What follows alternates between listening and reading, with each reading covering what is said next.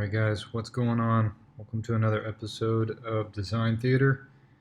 Today we are looking at the artist Nicholas Draper Ivey. I believe that's how it is that you say his name.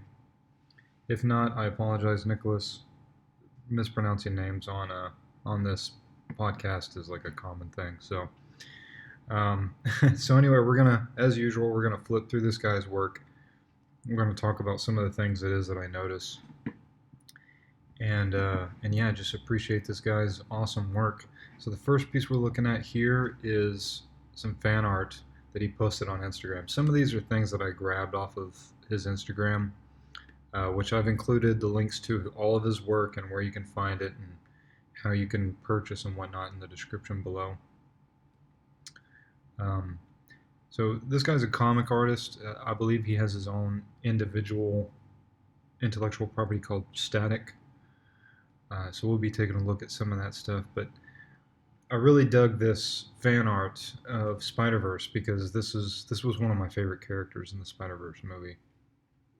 I just love the design of it, the punk rock aesthetic, and the way it is that they mixed. They kind of had like a mixed media kind of thing going on with his design, and I think that Nick did like a really cool job with that here. He kind of captured that same vibe.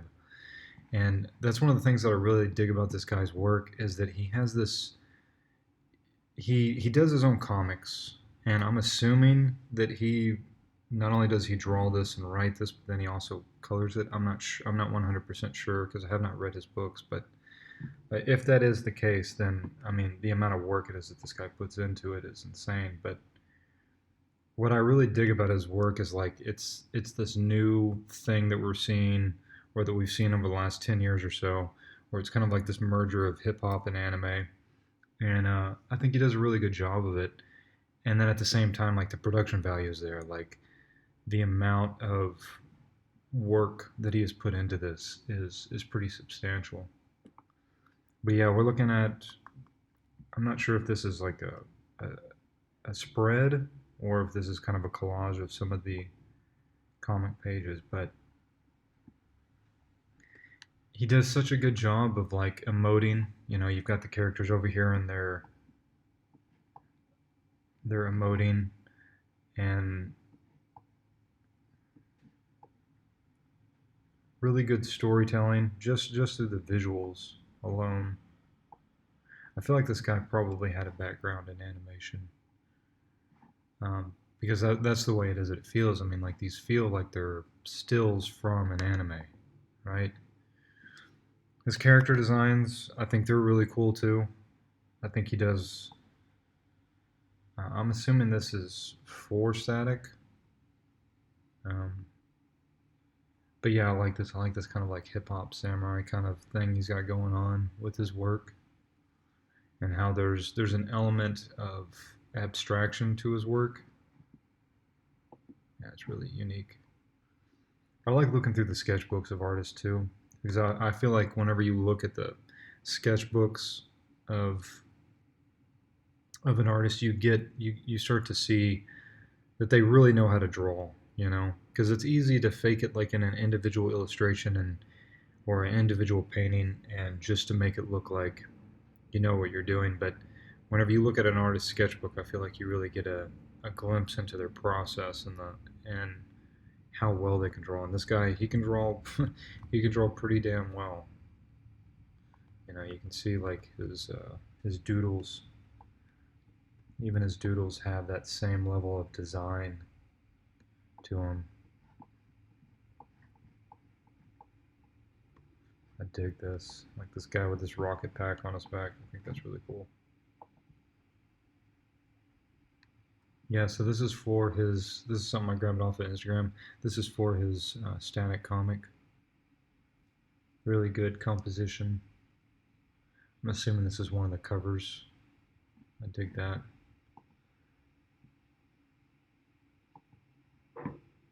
Some more character designs.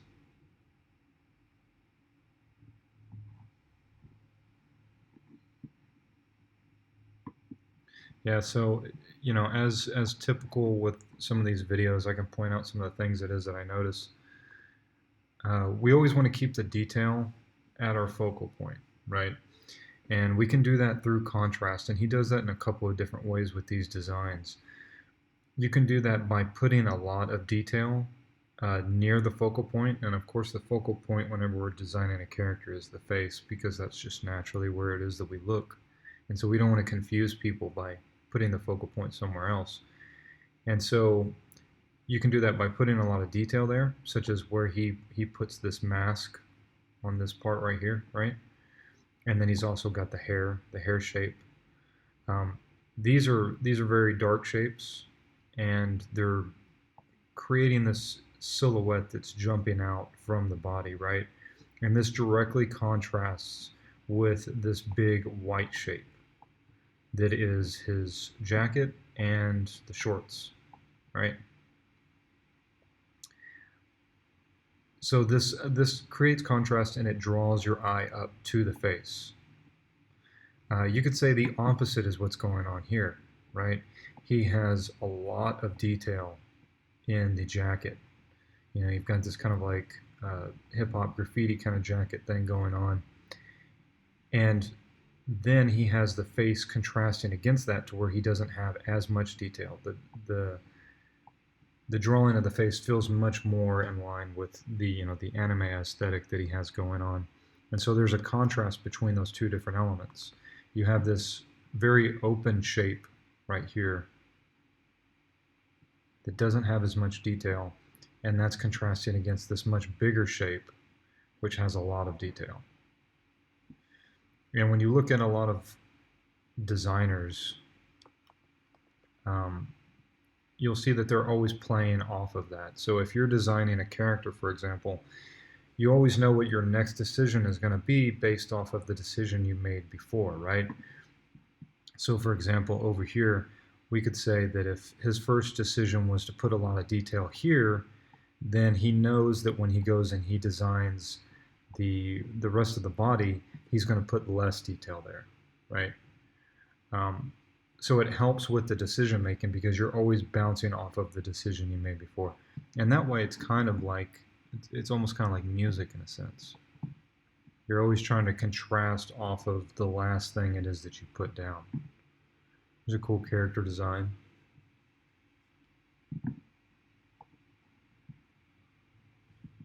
Example of a cool model sheet.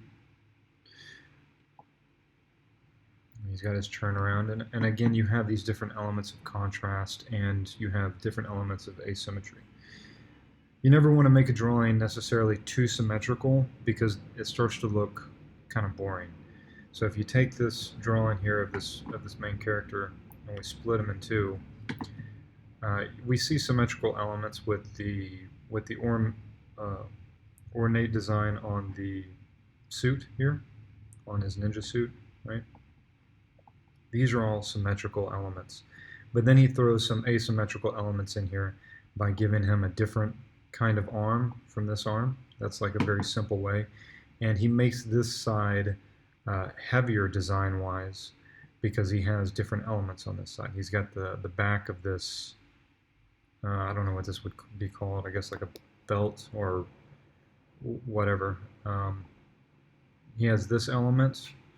He has these triangle elements over here, right? And notice that they reverse over here on this side, and they become much clearer white triangles on this side, and on this side as well.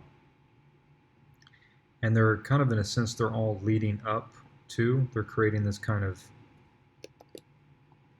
converging line. It's going up like this. And it's almost creating a kind of a triangle around his head, in a sense, right? And what do we see up here? Again, we see that asymmetry. The design on this side is very heavy. And this asymmetry has a small shape, a big shape, and a medium shape. And then you have this this eye patch here. This eye tattoo, right? So he has the design, the base of the design is symmetrical, but then he breaks it up with different elements in order to keep it interesting. And then of course he has this weapon over here on this side to balance it out.